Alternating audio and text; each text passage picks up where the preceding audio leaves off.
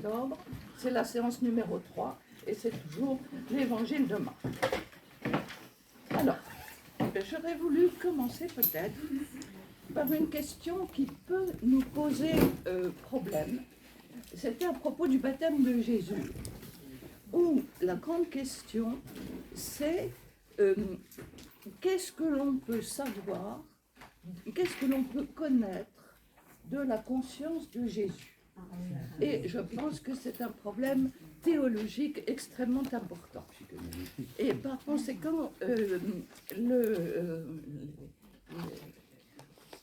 ceux en lesquels j'ai grande confiance et auxquels je me suis référée me proposent le schéma suivant et disent, premièrement, s'avancer avec le plus grand respect, comment prétendre connaître la conscience de celui dont les paroles et les actes manifestent une relation exceptionnelle avec Dieu.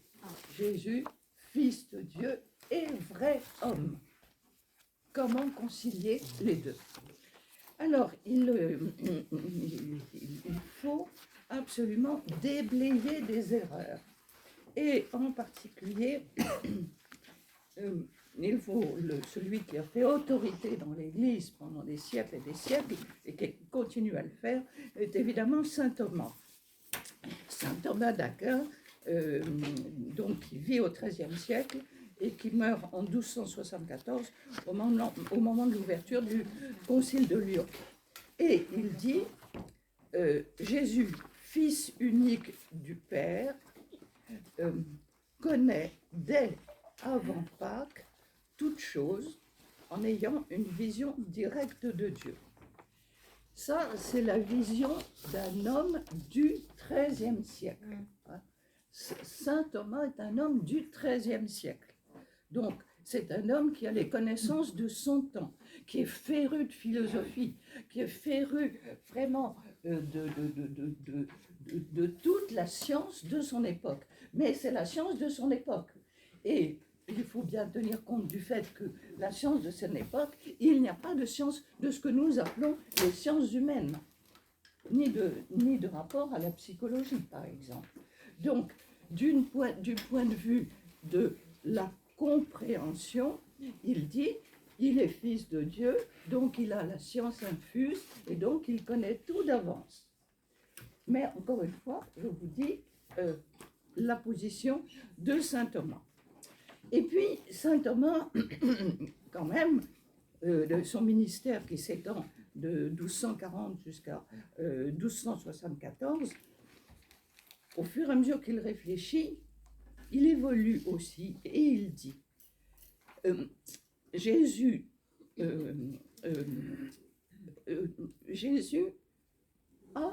possède la science des bienheureux qui consiste dans la vision de Dieu et une espèce de connaissance par une lumière venue d'en haut qui lui permet de comprendre certaines choses. Et donc, il appelle cela la science infuse. Vous savez, c'est une plaisanterie qu'on a entre nous, avec les enfants. Ah bah oui, toi tu connais mieux que tout le monde, tu as la science infuse. Bon. Et donc, saint Thomas aurait une science infuse. Mais saint Thomas précise, à côté de cette science infuse, il a aussi une science acquise, à mode proprement humain, et il a progressé dans cette science acquise qu'il a acquis avec son expérience humaine, avec sa connaissance des choses, avec sa rencontre des gens, et par conséquent, vous savez très bien qu'on n'est pas le même, je crois qu'on vient du même endroit, madame, on n'a pas la même connaissance quand on a 30 ans que quand on a 80 ans. Je dirais qu'on n'a d'ailleurs pas la même foi à 30 ans et à 80 ans, puisqu'elle s'enrichit de nos différentes expériences. Et par conséquent, Jésus ayant aussi une mode acquise, un mode proprement humain, et qu'il a pu s'enrichir au fur et à mesure de ces années de cette rencontre. Et là-dessus, on reste sur cette expérience. Arrive le XXe siècle. Et au XXe siècle, on peut se poser des questions avec justement l'émergence des sciences humaines, l'émergence de la psychologie, de l'étude de la psychologie, de la sociologie, de la psychanalyse, etc. Et le premier qui écrit un ouvrage là-dessus, c'est un théologien allemand, Karl Rahner, R-A-H-N-E-R, et qui propose une considération dogmatique sur la psychologie de Jésus. Je vous ferai remarquer que le travail que faisait Karl Rahner dans les années 50 était un travail de pionnier qui, dans les années 50, c'est pas tellement loin, fait partie de tout ce renouveau extraordinaire où on a commencé à éditer la Bible en français et la Bible de poche, la Bible de Jérusalem, où on a commencé à mieux connaître les pères de l'Église. Et donc, si vous voulez, ce travail sur la pensée de Jésus était quelque chose de tout à fait nouveau. Et il nous dit ceci, que Jésus est dans une intimité naturelle avec Dieu, mais que cette intimité naturelle avec Dieu, son Père, est conciliable avec une histoire spirituelle de l'homme Jésus et une évolution de sa conscience, mais qu'elle requiert constamment d'être reprise, objectivée et augmentée. De même, pour tout être humain qui, au fur et à mesure que nous grandissons, nous nous rendons compte que notre esprit, notre manière de comprendre ou de voir Jésus évolue. Et par conséquent, Jésus est aussi un homme comme nous. Et par conséquent, il n'a pas une pensée statique. Deuxièmement, fils prenant condition humaine, Jésus a aussi un itinéraire spirituel humain, ce qui se réalise dans la confrontation avec les événements du monde qui l'entoure. Jésus connaît la contestation, et la contestation va l'interroger sur sa propre mission. Est-ce qu'il a raison de dire cela? Est-ce qu'il se trompe ou pas? Sur le plan humain, il y a le problème de savoir ce qu'il doit dire ou ce qu'il doit faire. D'autre part, et ça me paraît très important, Karl Rahner dit l'historicité, le fait que Jésus soit un homme historique, inséré dans l'histoire, et l'histoire du 1er siècle, est un attribut nécessaire de Jésus, faute de quoi la doctrine d'une humanité se dégrade en mythe d'un Dieu déguisé en apparence humaine. Et je trouve cela absolument magnifique. Si on refuse de voir en Jésus un homme historique qui vit dans son temps et à son époque, si on refuse cette donnée-là d'une période particulière, eh bien, on risque de faire de la nature humaine de Jésus le mythe d'un Dieu déguisé en apparence humaine. Jésus est incarné, je dirais, dans une ville, Nazareth au départ, dans un quartier, dans un milieu, dans un monde, comme nous le sommes dans notre propre histoire. Alors après Karl Rahner, celui qui a pris le relais, c'est un théologien suisse, Hans Urs von Balthasar, et qui dit ceci. Il dit, Jésus ignore ce qui va se passer dans l'avenir immédiat. Et cela fait partie de son humanité. Il n'a pas une science, je dirais, je vais reprendre cette expression, d'une science infuse qui lui fait voir l'avenir de manière parfaitement claire. Et par conséquent, si cet homme est croyant, donc Jésus, homme et homme de foi, eh bien, pour lui, quel est son avenir? C'est de vivre, de se projeter dans la fidélité à Dieu et de se projeter avec sa liberté. Et donc l'importance de bien penser que Jésus, en tant qu'homme, est un homme libre. Et par conséquent, cela fait partie de son humanité. Priver Jésus de cette chance de le faire s'avancer vers un but qui serait connu d'avance, c'est le dépouiller de sa dignité d'homme. Alors vous voyez, c'est intéressant parce que Karl Rahner dit le mythe d'un Dieu déguisé en apparence humaine, et Urs von Balthasar dit c'est le dépouiller de sa dignité d'homme. Jésus dit nul ne connaît cette heure, pas même le Fils. C'est dans Marc, justement, au chapitre 13, au verset 32, c'est à propos de la venue du Fils de l'homme. Quand est-ce que le Fils de l'homme doit le dire, doit venir? Donne-nous un signe pour que nous voyions. Et Jésus répond, nul ne connaît cette heure, pas même le Fils.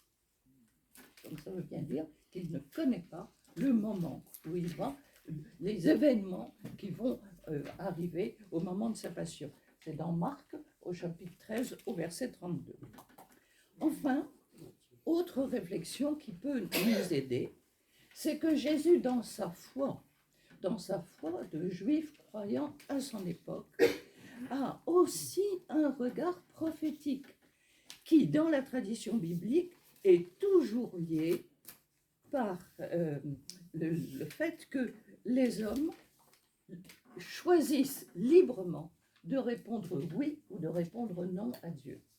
Dans le Deutéronome, au chapitre 32, vois, je mets devant toi la vie et la mort, le bonheur et le malheur. Et par conséquent, ce qui est important, et c'est là-dessus que je conclus cette petite introduction, cette ignorance du futur appartient à cette humilité de Jésus, selon le terme théologique adéquat qui est employé, ce qu'on appelle la kénose. Kénose est un mot est un mot grec qui signifie l'abaissement de Jésus dans un corps et une psychologie d'homme. Et par conséquent, il y a cet abaissement se caractérise par la fidélité à Dieu, l'adhésion à la volonté du Père et la disponibilité entre ses mains. Et en cela, il est un homme comme nous. Et nous sommes appelés à, effectivement, être fidèles à l'appel de Dieu, adhérer à sa volonté et être disponibles pour être fidèles à sa volonté. Voilà. Alors, je pense que c'était important de mettre cela au point pour mieux comprendre ensuite ce qui va se passer. Je crois que ce que vous dites, je me fais interprète certainement de beaucoup d'entre nous, c'est fondamental. Et je me demande si c'est fondamental, je me demande si ça ne mériterait pas d'être un peu diffusé. Ça vraiment. Souhaitez-vous? Oui. Michel, bon. Eh bien, vous avez tous donné votre mail. Oui. Bon, eh bien, je vous transmettrai ce texte. Oui. Merci. Merci beaucoup. Voilà. Merci. Et je vous donnerai même la référence du livre de Michel Fédoux. Michel Fédoux est un grand jésuite spécialiste de christologie qui a fait un énorme livre absolument remarquable, et je vous donnerai vous recevrez sur votre boîte mail ce texte, comme ça vous pourrez le lire. Avec plaisir. Parfait. Alors nous reprenons et nous avions commencé et à voir après le baptême de Jésus au chapitre 1, les versets 14 et 15. Vous savez, Jésus qui va vers la Galilée et qui annonce le moment où convertissez-vous et croyez à la bonne nouvelle. Et nous en étions arrivés au verset 16, en cheminant le long de la mer de Galilée. Il vit Simon et André, le frère de Simon jetant le filet dans la mer, car ils étaient pêcheurs. Et Jésus leur dit, venez à ma suite, je vous ferai devenir pêcheurs d'hommes. Et aussitôt, laissant les filets, ils le suivirent. Alors, nous avons quelque chose qui est intéressant, nous avons une précision géographique, le long de la mer de Galilée. Alors, je ne sais pas s'il y en a certainement beaucoup parmi vous qui sont allés en Israël et qui ont campé au bord du lac de Tibériade. Et ça fait partie des très grands moments où, effectivement, à 5 heures du matin, on peut se baigner dans le lac de Tibériade, qui est très chaud. Et par conséquent, c'est comme, on ne frissonne pas et on contemple le paysage que Jésus a vu de ses yeux. Donc c'est un moment de contemplation extraordinaire et ça se passait en général entre 5h et 6h30 du matin avant que la journée ne commence, et c'était un moment de grande contemplation. Et donc là, il voit Simon et André et on nous dit, ils jettent le filet dans la mer. Et ça, c'est très intéressant pour nous. Ils jettent le filet dans la mer parce que ça nous révèle quelque chose sur leur technique de pêche. C'est-à-dire qu'ils sont dans la mer. Ils ont le corps immergé dans la mer, puisqu'ils jettent le filet, c'est la pêche à l'épervier. Et par conséquent, ils pataugent, si vous voulez, dans cette eau chaude.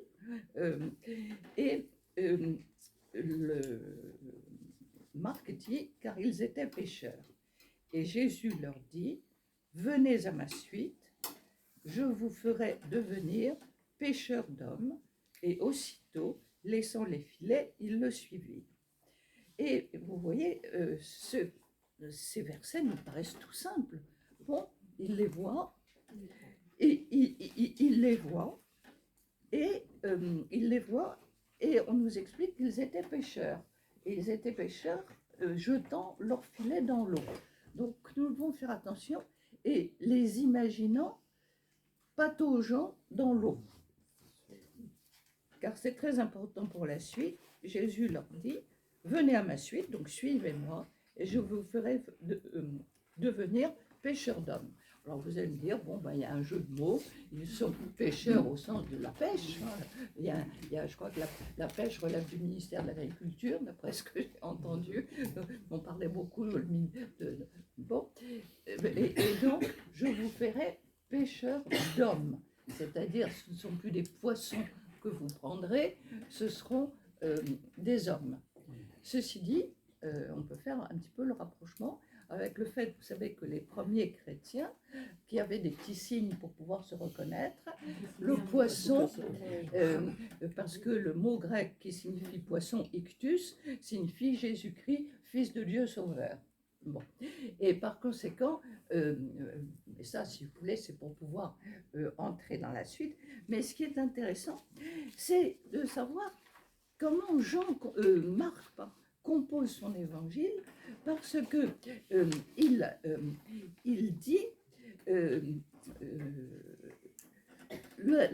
il y a un contraste entre la première réalité, ils sont pêcheurs, et la deuxième réalité, ils sont pêcheurs d'hommes. Et par conséquent, Pierre et André sont donc les premiers à être appelés pour devenir des pêcheurs d'hommes. Et par conséquent, ce qui est très important, c'est cette image. Et il faut avoir un petit peu d'imagination. S'il nous dit qu'ils étaient en train de jeter leur filet dans l'eau, c'est bien pour nous dire quelque chose. C'est une espèce de lecture symbolique d'une forme de baptême. Quand Jésus les appelle, Jésus appelle les apôtres et il leur dit « Venez avec moi ». Et aussitôt, laissant leur filet, ils le suivent. Et Jésus leur dit « Je vous ferai pêcheurs d'hommes ». Et par conséquent, c'est de l'eau que Jésus les tire. Et par la suite, en leur demandant de devenir pêcheurs d'hommes, Jésus requiert des disciples de reproduire exactement ce qu'il vient de faire. Ils devront transmettre ce même appel, venez à ma suite, suivez-moi. Et par conséquent, le fait qu'on nous indique qu'ils sont dans l'eau, qu'ils jettent leur filet, et je vous ferai pêcheurs d'hommes, nous avons là la définition de l'apôtre. nous avons la définition de l'apôtre qui a la mission, justement, d'appeler les autres à entrer dans ce baptême. Mais vous voyez qu'il y a une lecture au second degré, derrière des mots très simples. Ils jettent leur filet dans l'eau et je vous ferai pêcheurs d'hommes. Et par conséquent, c'est très important d'avoir de l'imagination et de pouvoir justement voir, faire le rapprochement avec le baptême de Jésus qui descend dans l'eau et qui en remonte. Et la même chose, les apôtres étaient dans l'eau et ils sortent de l'eau pour suivre Jésus. Et vous voyez, c'est une image magnifique de notre baptême qui nous fait sortir de la mort, parce que l'eau est l'image de la mort, et qui nous fait marcher à la suite de Jésus. Donc vous voyez que derrière deux versets tout simples, il y a derrière toute une théologie en arrière-plan sur le sens du baptême. Alors, est-ce que cet arrière-fond du monde de la pêche, comme cadre d'un récit vocationnel, est une nouveauté biblique introduite par les évangiles, et on peut même le dire par Jésus lui-même, juste après le baptême au Jourdain. Certains y ont vu, à juste titre, un symbolisme baptismal, avec le filet du pêcheur à l'épervier. Il s'agit pour les pêcheurs d'hommes de soustraire les hommes aux eaux de la mort, et Jésus choisit ainsi de les associer, d'associer les apôtres à sa mission. Qu'est-ce que vous en pensez? Est-ce que cette lecture à un deuxième degré vous permet de comprendre justement l'importance de ce mot « je vous ferai pêcheurs d'hommes ». Oui.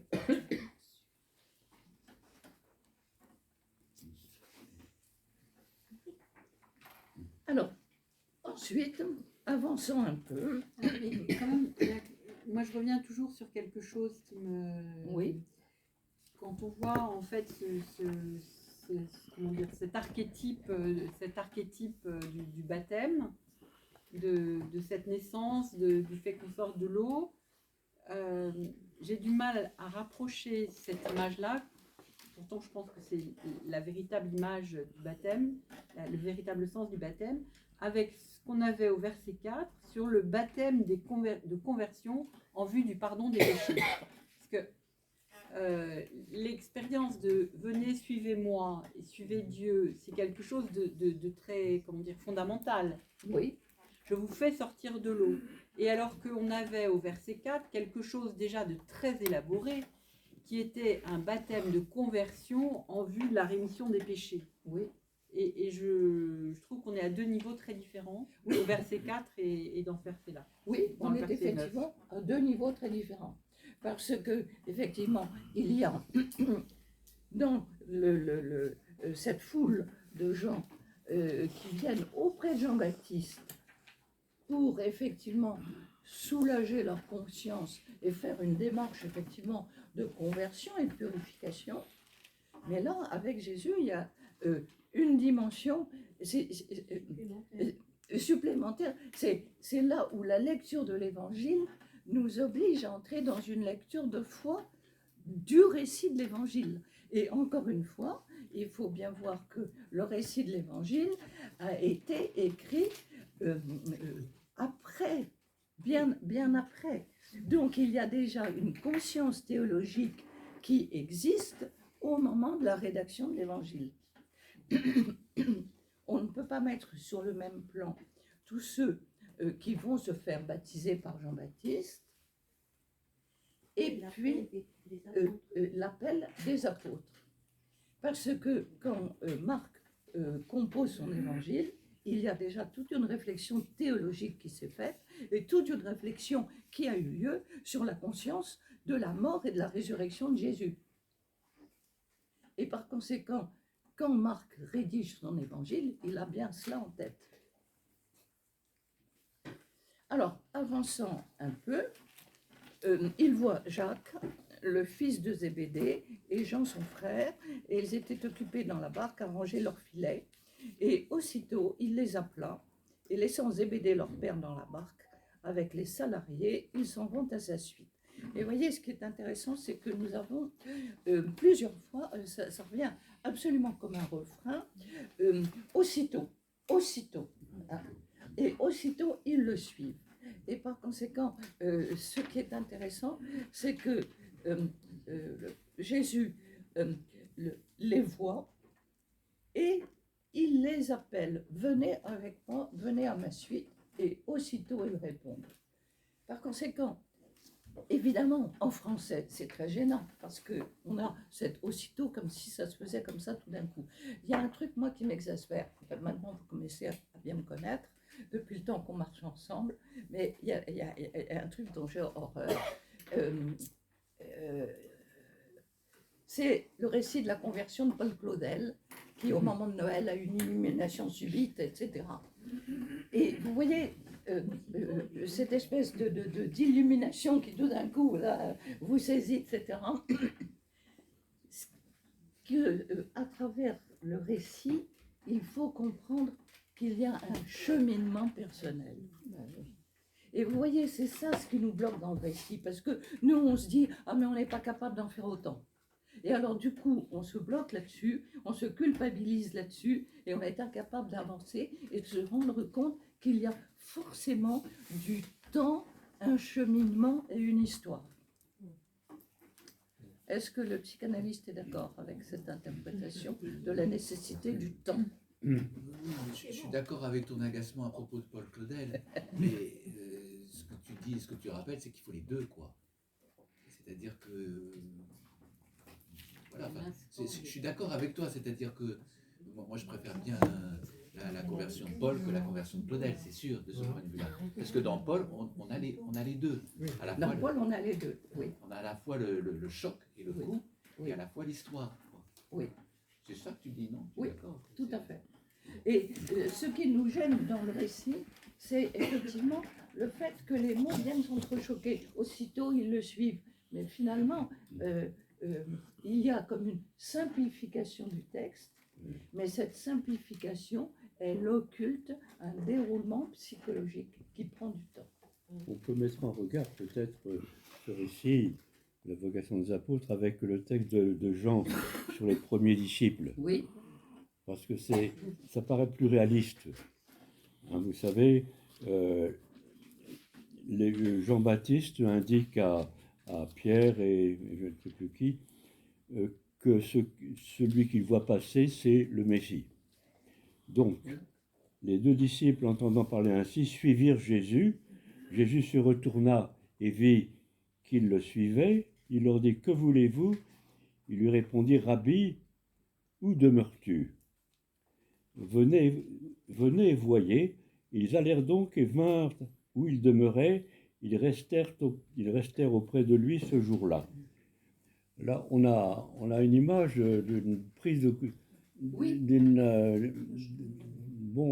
connaissance plus approfondie finalement entre disciples et Jésus, parce qu'ils commencent par se parler entre eux. Voilà. Et c'est à ce moment-là que les disciples, je pense, mettent leur foi en Jésus. C'est cela. Parce que aussitôt ils le suivirent, c'est un peu abrupt, hein, penser à la femme de Pierre qui ne revient pas le soir. Alors où est-il passé? Il est au café ou il est arrivé quelque chose?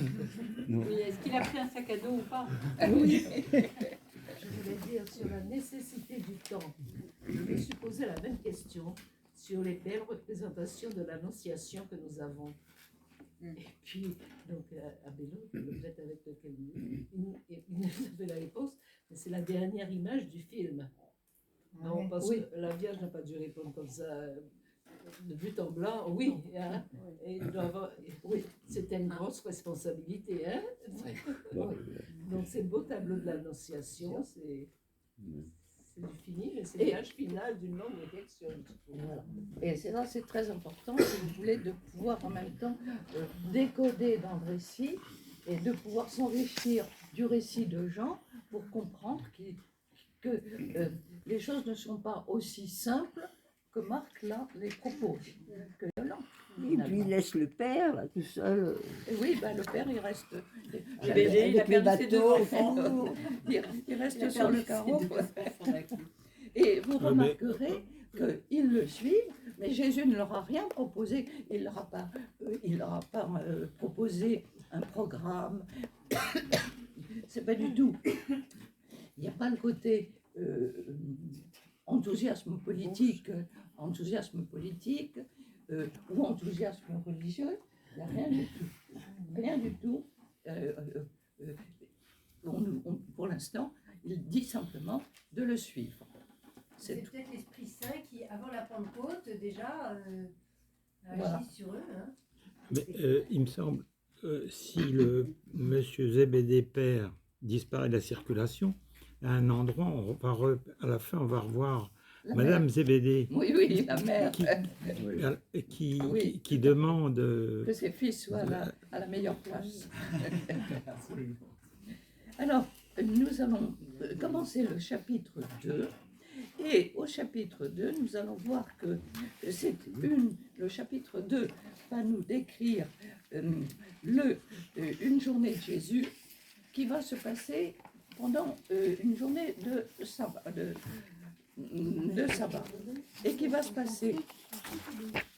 Oui.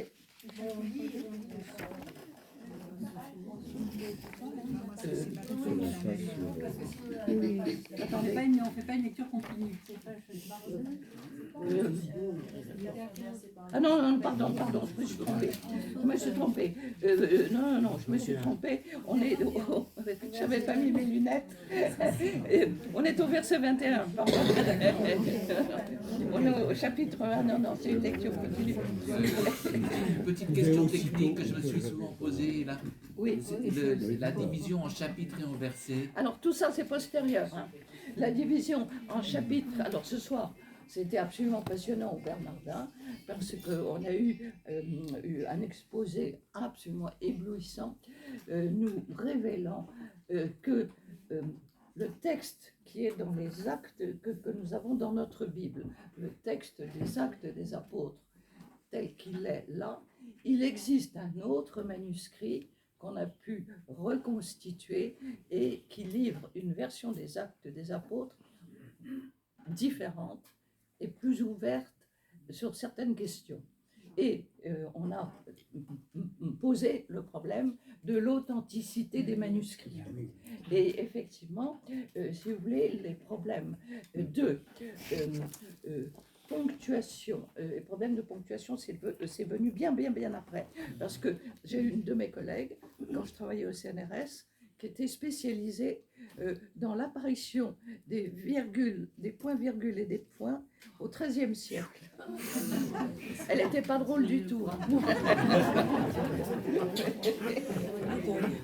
Il faut avoir un certain... Bon, et par conséquent, quand vous regardez les manuscrits, les manuscrits les plus anciens, les mots sont collés les uns à la suite des autres. Il n'y a pas de séparation, parce que la matière sur laquelle on écrit est trop chère, et par conséquent, et la même chose en épigraphie, sur les inscriptions, tout est collé. Tout est collé. Donc déjà, il y a un problème de transcription pour reconstituer les mots. Et en plus, il y a un problème d'abréviation, parce que dans les manuscrits, vous avez des systèmes pour abréger les mots. Alors, j'avais un de mes collègues qui était un prêtre qui venait travailler à la section latine de l'Institut de recherche et d'histoire des textes où j'étais, qui était très gentil. Il nous apportait au moment de Noël du thé de Noël pour qu'on goûte ensemble. Enfin, c'était très gentil de sa part.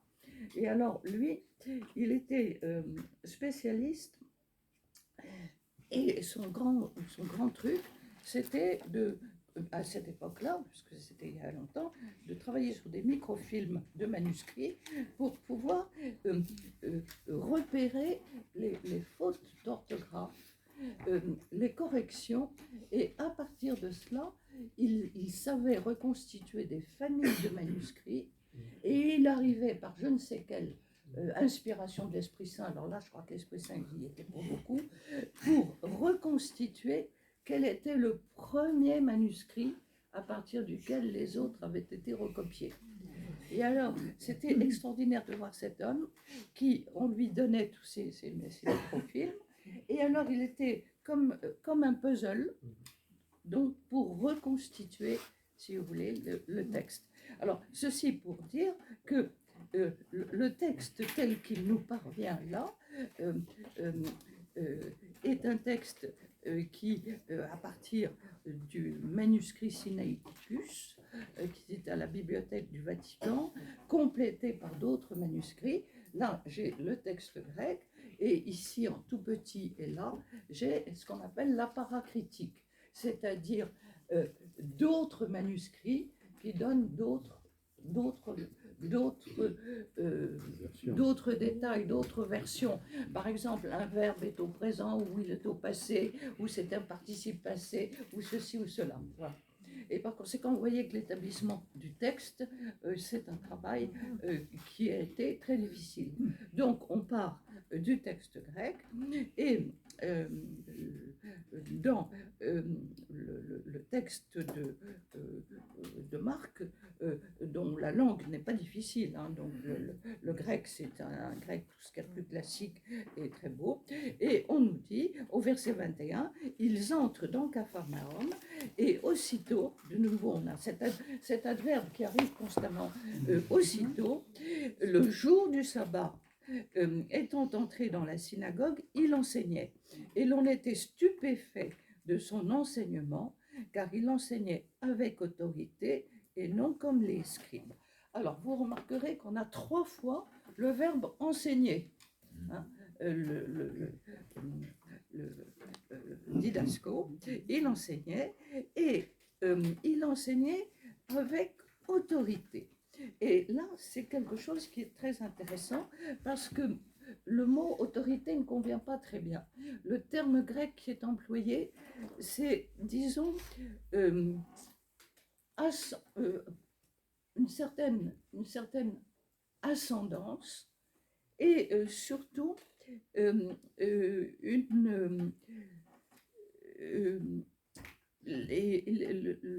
qui frappe les auditeurs par son autorité. On était stupéfait de son enseignement, car il enseignait avec autorité et non comme les scribes. Alors, les scribes sont les énarques de l'époque. C'est eux, c'est le haut du pavé de l'aristocratie sacerdotale du temple de Jérusalem. Ce sont des gens qui ont fait des études, bibliques. Alors, ils connaissent tout l'Ancien Testament, ce que nous appelons l'Ancien Testament, ils le connaissent par cœur, et ils passent leur temps à ergoter sur telle interprétation, sur tel mot, et ça fait partie de leur vie. Si vous voulez, c'est leur vocation. Et ça va être dès le début, vous voyez, on est toujours au chapitre 1, au chapitre 1, au verset 22, on est stupéfait de son enseignement, parce que on ne s'attendait pas à ce qu'il disait, et le problème, c'était que les mouvements spirituels de l'époque avaient beaucoup multiplié les obligations. À l'origine, le mouvement des pharisiens est un mouvement de renouveau spirituel. Et puis au fur et à mesure que le temps passe, on a tendance à durcir. On durcit telle et telle loi. Et puis si quelqu'un ne fait pas comme il faut, on commence à se diviser. Et dans les lettres de Paul, on se rend bien compte que Paul voit bien que dans les communautés, les gens se chamaillent. Et ils se chamaillent pour des queues de poire. Hein. Et ils se chamaillent parce que le jardin n'a pas été fait, parce que la cuisine n'a pas été rangée, parce que la collecte qui devait être faite et apportée à tel endroit n'a pas été faite. Et alors, on s'accuse mutuellement de manquer de zèle. Bon. Et donc, on a très vite tendance ensuite à s'excommunier. Et vous voyez à quel point c'est humain. à quel point c'est réaliste. Et là, la première chose aussi qui frappe, c'est que on est stupéfait parce que on dit, mais d'où il vient, d'où il sort, d'où il nous parle comme ça, qui lui a appris, où est-ce qu'il a appris à lire, où est-ce qu'il a appris tout ce qu'il nous dit. Et par conséquent, on va voir au fur et à mesure qu'on va avancer dans l'évangile, là on a le premier réflexe de la foule, hein, dont on nous dit qu'il entre à Capharnaüm, et il entre à la synagogue de Capharnaüm le jour du sabbat, et d'emblée il enseigne. Et évidemment, on lui demande, mais de quelle autorité? Qui lui donne la parole? Et par conséquent, il y a tout de suite ce réflexe de se dire pourquoi est-ce qu'il ose parler et comment il ose parler. Et par conséquent, il y a un réflexe de défiance. Il n'a pas les diplômes nécessaires pour. Il n'a pas les brevets, il ne fait pas partie du club, donc il ne fait pas partie de la paroisse, donc d'où vient-il? Donc première interrogation, on est stupéfait, mais stupéfait au sens, on n'est pas enthousiasmé, hein. On est stupéfait. Donc on se dit d'où il vient, et il enseigne avec ascendance, avec une espèce d'autorité naturelle. Il y a une chose qui m'a beaucoup frappée, je ne sais pas si vous avez regardé la télévision, mais ça m'a beaucoup amusé de voir comment le Premier ministre avait, avec beaucoup de calme et de sérénité, répondu aux différents groupes de l'Assemblée, au président des différents groupes de l'Assemblée. Et en ayant l'air de ne rien dire, a envoyé 2 ou 3 vannes bien senties. Et on sentait un homme qui parle avec autorité. Ben voilà, si vous voulez, Michel Barnier donne un peu l'impression de parler avec autorité, vu son âge, vu sa stature. Voilà, il en impose physiquement. Bon, et par conséquent, c'est ça, il en impose. Et le mot exousia, qui est la autorité, c'est exactement ça, s'il vous plaît. Il en impose. Et ce qui ne veut pas dire qu'on accepte ce qu'il dit. Et c'est d'ailleurs ce qui se passe aussi à l'Assemblée nationale. Et aussitôt, il y avait dans leur synagogue, et vous voyez que Marc insiste beaucoup, en l'espace de 2 versets, nous avons répété dans la synagogue. Il entre, il enseigne, et dans la synagogue, il y avait un homme à l'esprit impur. Il s'écria en disant, « Quoi, entre nous et toi, Jésus le Nazarénien ?» Si vous voulez, c'est mot à mot dans le grec. Quoi? Qu'est-ce qu'il y a entre nous et toi, Jésus le Nazarénien? Et Jésus est ici appelé le Jésus de Nazareth. Et je vous signale que Jésus de Nazareth, c'est ce qu'il y aura sur l'écriteau dans les 3 langues, en latin, en grec et en hébreu. Es-tu venu pour nous perdre? Je sais qui tu es, toi le Saint de Dieu. Jésus le menaça en disant, tais-toi et sors de lui. Et par conséquent, dans cette scène, on touche là la sainteté de Jésus, incompatible avec la présence du mal qui emprisonne l'homme. L'irruption du Dieu saint dans la personne de Jésus lui révèle son impureté, autrement dit le mal qui le fait souffrir et le retient prisonnier. Et par conséquent, on nous dit, ce qui est intéressant, c'est que l'esprit impur le contractant au verset 26. Et nous avons cette espèce de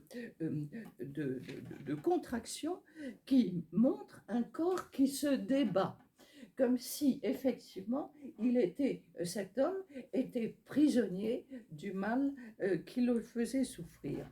L'homme s'agite et hurle car l'expulsion du mal en lui ébranle tout son système de vie. Il s'était habitué à vivre ainsi et à être prisonnier de ces pulsions et de cette maladie. Et par conséquent, l'esprit impur sort de lui et en criant d'une voix forte, et il y a une espèce de hurlement, une scène justement de délivrance du démon, du mal qui le lie. Alors, on peut effectivement voir à travers ce miracle, tous étaient stupéfaits, et nous retrouvons ce verbe stupéfait comme on l'a vu au verset 22. On était stupéfaits de son enseignement, et au verset 27, tous étaient stupéfaits, de sorte qu'ils discutaient entre eux en disant « Qu'est-ce que ceci ? Un enseignement nouveau avec autorité. Il ordonne même aux esprits impurs et ils lui obéissent. » D'où la grande question, d'où lui vient un tel prestige et un ascendant aussi fort.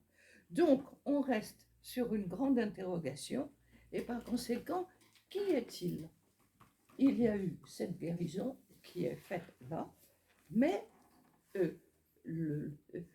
les gens partent avec cette interrogation. Qui est-il? Et vous voyez, pour l'instant, nous n'avons absolument pas de réponse. Et aussitôt, la rumeur sur lui sortit de partout, tout autour, dans tout le pays de Galilée. Donc, il y a le premier miracle qui apparaît, c'est de montrer un homme libéré du mal qui le retenait prisonnier, à la figure de cet homme possédé. Prenons l'image, et on aura plusieurs fois ce type de guérison, en particulier au moment juste après la transfiguration, il y aura un père qui viendra et qui dira mon fils est atteint d'épilepsie, peux-tu le guérir? Et nous avons ici cette image, si vous voulez, d'un corps qui se débat et qui va être libéré. On aura plusieurs fois ce type d'image. On aura, vous savez, une scène qui est racontée dans les 3 évangiles, qu'on verra quand Jésus va dans un autre pays, et il y avait un homme qui habitait les cimetières, et qui était, et il fallait l'enchaîner avec des chaînes pour qu'il ne fasse pas de mal. Donc vous voyez, on a eu l'image je vous ferai pécheur d'hommes, et une image du baptême. Et puis là, nous avons dans cette guérison, cette espèce de guérison physique, enfin cette guérison physique, que nous pouvons aussi interpréter comme une guérison intérieure. D'où la grande question, si vous voulez, et je pense que c'est intéressant sur le plan spirituel, parce que c'est ça l'intérêt de lire cet évangile. Est-ce que le sacrement de réconciliation est un moment de libération?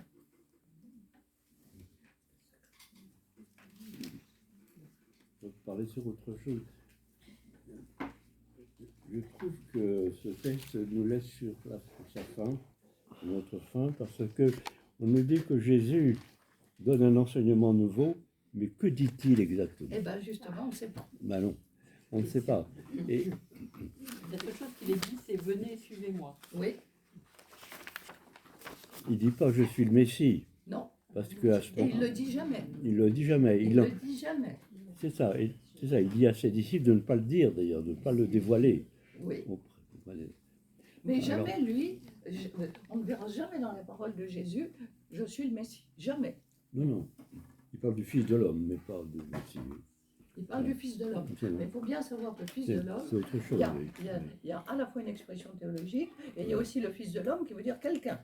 Oui, oui, oui. Quelqu'un, tout simplement. Il y a quelque chose effectivement très paradoxal dans cette première guérison, si on peut appeler ça guérison, c'est qu'il ne dit pas que, en effet, il est le Messie, mais celui qui le dit, c'est celui qui est possédé par le démon lui-même. Et ça revient d'ailleurs après. Et tu es le saint de Dieu. Le sein de Oui. Donc Dieu, c'est voilà, c'est j'avais celui qui est posé la possédé question. qui le dit. Donc c'est celui qui est malade, lui qui... Enfin malade, non, je sais pas malade, il est possédé. Il faudra... C'est un lapsus malade, parce que c'est toute la question, c'est parce que est-ce qu'il est malade? Il est possédé par un esprit. La maladie, ça viendra après, et tous les versets qui viendront après font bien la différence entre un les homme deux. a l'esprit impur. L'esprit Et impur, l'esprit impur, c'est intéressant, c'est le terme grec, c'est akatharsis. Alors, la catharsis, c'est une espèce de purification. Et le A privatif, c'est quelqu'un qui ne peut pas faire sur lui-même ce travail de purification. Donc, le terme dans le texte grec, qui est traduit un homme à l'esprit impur. Mais dans le texte grec, on a un homme et l'adjectif akatharsis. Donc, en grec, le A est privatif, et quelqu'un qui ne peut pas faire le travail sur lui-même, qui n'a donc plus sa volonté. Oui, mais c'est très compliqué, parce que C'est très compliqué. le impur, donc Et oui, il revient, il y a justement des équivalences et des oppositions à la fois, Oui. parce que c'est l'esprit impur, possédé, on voit quand même la possession. Hein. Après vient quoi? J'anticipe, mais c'est important parce que c'est pris dans le mouvement. La belle-mère de Simon, c'est la fièvre. oui, donc c'est la Et mort. puis, La fièvre. après, il guérit beaucoup de malades, mais Oui, en faisant la distinction, c'est-à-dire ceux qui sont malades et ceux qui sont possédés. Et puis viendra le lépreux. oui. Hein, et on retrouve le impur. Mais c'est pas le même impur que celui Non. qui est possédé. Non, pas du tout. C'est pas du tout la même chose. Les problèmes de traduction sont vraiment très, très délicats parce que, si vous voulez, en français, ça rétrécit le sens. Oui, ça rétrécit le sens. Et en plus, le mot impur pour nous transbahute toute... Beaucoup de choses. Beaucoup de choses. Bon. Et par conséquent, voilà, ce qui est intéressant, c'est que du coup, la rumeur sur lui sort de partout et va aller dans tout le pays. Et par conséquent, c'est à partir de ce verset. Donc, si vous voulez, vous voyez que finalement, ce texte, sous une apparence très simple, en fait, et sous une apparence, dans le fond, on lit ça comme ça, et puis on passe, mais si on creuse un petit peu, on voit qu'il est d'une densité et d'une richesse extraordinaire, parce qu'il est plein de symboles, et qu'il y a derrière toute une lecture théologique qui est très importante. Mais je pense que dans l'immédiat, si vous voulez, ce qui est intéressant pour nous au sein de notre vie spirituelle, c'est effectivement de se poser la question sur le sacrement de réconciliation est-il une libération? Une grande question. Alors malheureusement, notre théologien de service n'est pas là ce soir.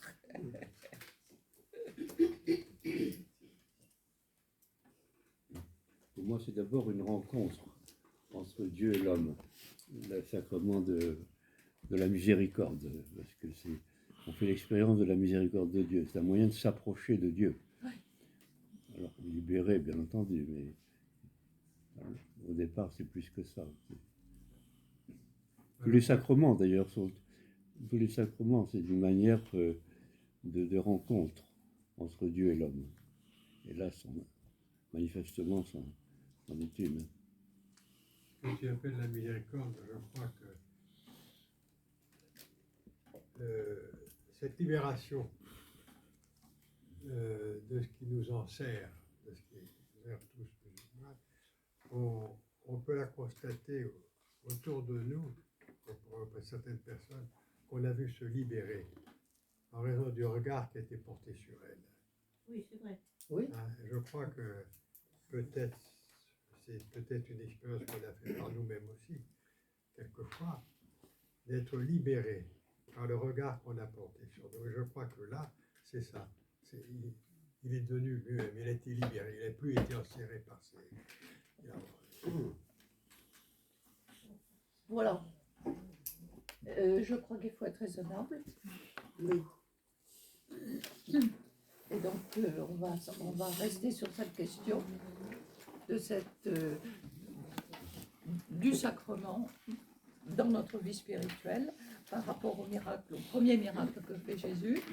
Et puis, eh bien, est-ce que quelqu'un veut diriger la prière ce soir? Ça serait très bien.